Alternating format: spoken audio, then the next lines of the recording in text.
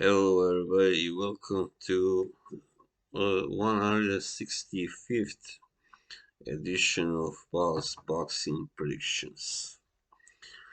So, we finally come to this long-awaited matchup of next weekend, Saturday of course, which was which I'm going to be talking about, but not first between Triple G and Murata. But first, before we go to that, there are a few fights that I first want to talk about that are interesting on paper. And we have first Eriksson Lubin fighting Sebastian Fundura. So, sorry, this is somewhat of a mismatch because of the great height disparity between these two. But Fundura is a freak of nature. He's almost 6'6" and fights at 154 pounds. Yeah, and Lubin is a rather standard size, if somewhat short for today's standards, and with super welterweight. Because we've had a few that in the later years that were like 6 feet and above, but not that many. But anyway, Lubin is a puncher, clearly, who has recently also, improved technically, you might say, fundamentally. And Fundora is also, well, he's a pressure fighter. I'm not sure if he's a really hard hitter, but he does have some power anyway. But he usually stops his opponents by constant attack and using his physical attributes, of course. Yes. Um. Well, Fundora is currently 18-0-1 with 12 knockouts, and Lubin is 24-1 with 17 knockouts, and of course, the loss was to Jermel Shaw, but that was a while ago. Yeah, 4.5 years actually. So this is a fight for a WBC interim title, which is a pretty big, fight. Of course, I don't know really. I think Lubin, I would actually,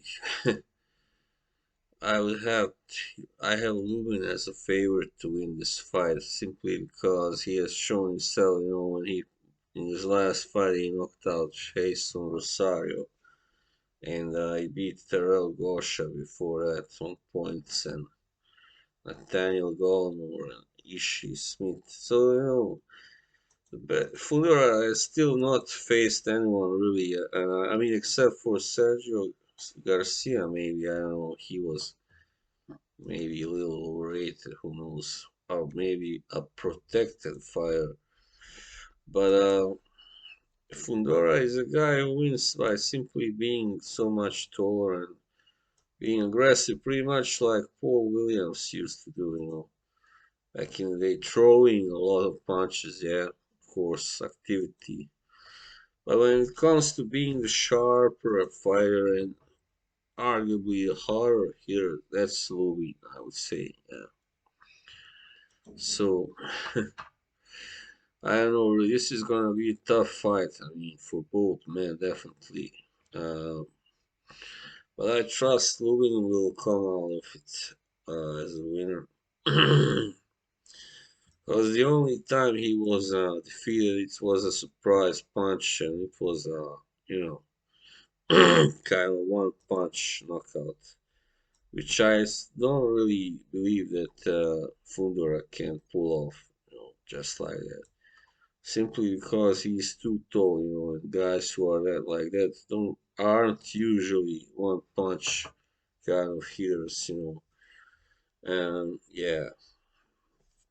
So I think Lubin will win, but probably by decision because it will be hard to stop Fundura. Yeah, that's my prediction. Alright, Tony Eriksson is facing the same Sergio Garcia on the same card. So Tony Harrison is coming back after his loss, of course, first to Jermel Charlo, and then he had a split draw against Brian Perel, which was a big upset because nobody expected. Everybody thought that Harrison would win that fight, of course. And Garcia is also coming off his first loss against Fundura, so which was on points also. Uh, yeah, I think simply because this fight is in Vegas, and Garcia is not based. He's I guess based in Spain. Yeah, that's right. It'll be hard for him to get the decision. He's not really a puncher. He's got only 14 KOs and 33 wins, so you know you cannot trust him to win by a knockout against Tony Harrison, who was only he has only been stopped in late rounds, so far. Yeah, he's been stopped more than once, but twice in the ninth round and once in the 11th, and that was against guys who were serious contenders or champions. So yeah, I think Harrison wins this fight, but yeah, maybe also more likely on points than yeah. And this is finally a fight that has a big chance to end by a knockout, which is Ryan Garcia versus Emmanuel Tagoe, however you pronounce it. King Ryan coming back finally. So he hasn't had a fight since very early last year, January the 2nd, when he beat Luke Campbell by a seventh round stoppage. And he was down, of course, first in the second round, but he bounced back.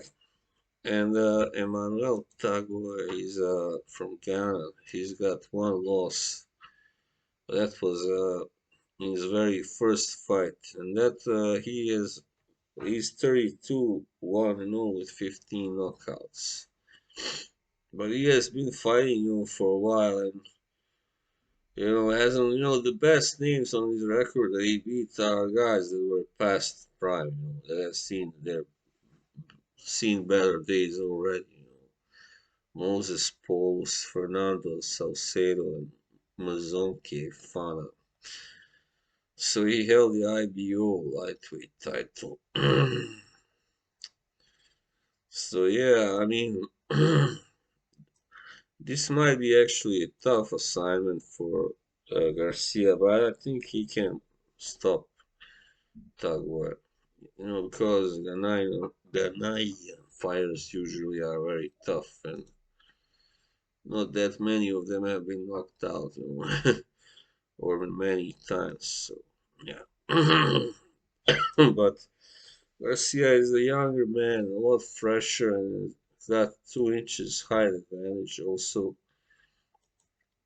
Yeah, so you know, I think he can stop this guy, but probably also in sometime after the sixth round, like seventh or eighth or ninth even. So actually, it seems like the Luke Campbell stoppage was the only one that he has so far.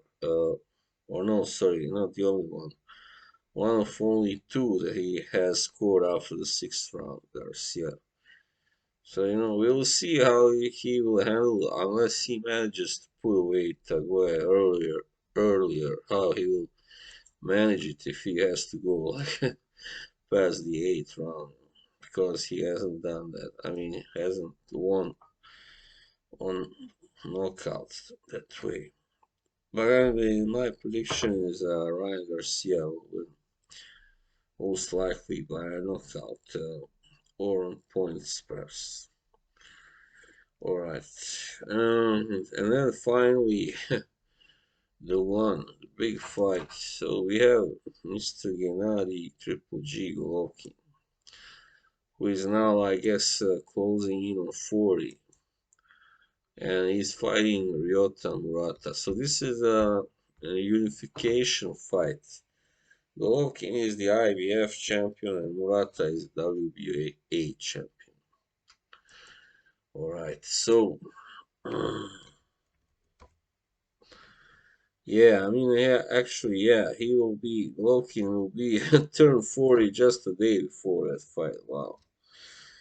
So, yeah, of course, he's no longer the same fighter that he used to be, that's for sure. I mean, Murata himself is 36, so he's not that much younger, but I think he still has a little less mileage on him, and has less fights than Golovkin, of course. 43 to 18 actually only for Murata. So Murata's got a 2.5-inch height advantage and 5-inch wow reach advantage. That was impressive. And I mean, both guys can hit, of course. Even though maybe, yeah, I mean, Golovkin must be called the harder here, but still, Murata can win by knockout also, and he has done that mostly. You know, 13 of his 16 wins are by knockout. So, yeah, and he has stopped some, yeah, pretty good fighters also, like Hassan Nadam and Rob Brandt and Steven Butler in his last fight.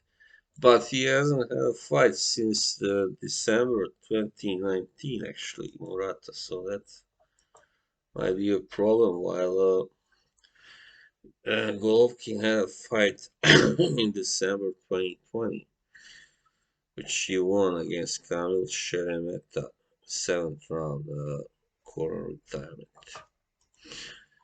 Yeah, I mean, this fight is in Japan. That will be, I guess, an advantage for, of course, some kind of home advantage for Murata. But I don't know how much that will help him. This not having fought for over 2 years, that is seldom a good thing. But anyway, Keith Thurman recently proved that it doesn't have to be such a big deal when he had his fight in February. He returned and was impressive in his comeback fight. Yeah, against that guy Mario Barrios. Yeah. So I mean, the age is there. The advantage in age, the having far less fights, far less, mileage, more left in the tank for Murata. But how will he use that advantage? That's one big question. Will he be trying to knock out Golovkin, or will he be wary of his power and go kind of into his shell and play it more like a defensive kind of technical fight? Well, to be completely honest, I think Murata is not the kind of fighter, or hasn't been so far, to really go into his shell, inside his shell. I mean, he has mostly been a very offensive and aggressive fighter, always kind of hunting for a knockout and gunning, however you want to say it. I don't have much reason to believe that he will be a lot different in this fight, but as I said, that big long layoff, yeah, that may make him at least take it slow for the first 5 or 6 rounds. Probably he will have to, yeah, until he really finds his rhythm and finds back his mojo. Yeah, and Golovkin, yeah, I guess, I mean, his best chance is just to work really hard, not to take like too many breaks and not be too cocky and try to knock Murata out with one punch, or knock him out in one round, whatever. And you of course have to look to land his signature punch or punches. uh, he's got that signature uh, left hook, right hand. That I mean, it doesn't matter what kind of hand, what kind of punch, he can hurt you with either, with any kind of punch. That's how hard he hits. But I think the problem is that at his age, he might be slowing down. So I think in the first six or so rounds, so he will be doing well probably. Uh, and then he will start to slow down, and then Murata will be, should try to really put on put the foot on the gas and you know try to just simply outwork him and outpunch him and see what happens, of course. But I don't think Murata should go directly for a knockout. Of course, he will just have to be the busier man to win, and fighting at home, that will be enough, I guess. Even if he should get rocked a few times or even dropped, if he doesn't get dropped one more than once, he should. If he, on the other hand, manages to drop Golovkin, that will of course help a lot. Yeah. So I don't know really what to predict here. I'm a little bit torn. I don't know how Murata will react. I mean, if he hadn't been inactive for so long, then I would have probably picked him to win. Yeah, most likely. But now I'm not really sure how that rust has affected him. The ring rust can be a really son of a bitch, as we know. But I hope that he has stayed busy in some way and trained hard. I think he has, and this will be a pretty good fight, I believe. Uh, yeah, and it will go many rounds anyway. Whatever happens, if it doesn't go the distance, maybe not, but there is a good chance that it will. But anyway, I don't think anybody can really pull off a quick knockout here, like 3, 5, 6 rounds. I don't think that will happen here. It will probably last like at least 10 rounds, I would say, in my estimate. Yeah, unless somebody gets cut or something like that.